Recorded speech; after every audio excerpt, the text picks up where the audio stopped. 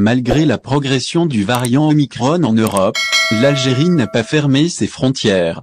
Le programme de vol avec les pays européens n'a pas évolué et le protocole sanitaire n'a été modifié que pour les traversées maritimes, avec l'introduction de la vaccination obligatoire. Depuis le 6 décembre, pour voyager par bateau vers l'Algérie, la personne doit être entièrement vaccinée. La mesure ne concerne pas les enfants âgés de moins de 12 ans. Le gouvernement n'a pas encore fait connaître ses intentions concernant les vols.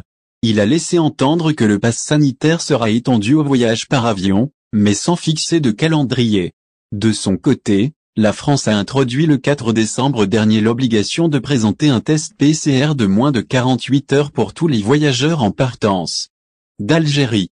La mesure s'applique à tous les voyageurs, quelle que soit leur nationalité et leur statut vaccinal. Elle est destinée à lutter contre le variant Omicron.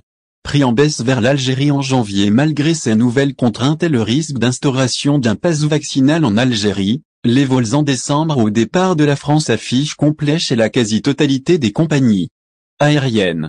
C'est le cas chez Air France, qui pratique pourtant les prix les plus élevés sur cette ligne.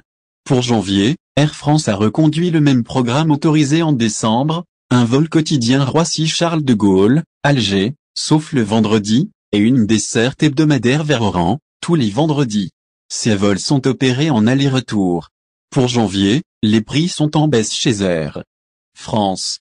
Ils s'affichent à partir de 513 € pour un aller simple Paris-Alger. Pour voyager en business, il faut compter à partir de 786 €. Ces prix sont nettement inférieurs à ceux pratiqués habituellement par la compagnie aérienne française. Mais pour en profiter, il faut se dépêcher. Il devrait commencer à remonter dans les prochains jours quand la demande sera plus importante. Au final, si vous avez aimé la vidéo, n'oubliez pas de vous abonner à la chaîne et d'appuyer sur la cloche pour recevoir nos actualités.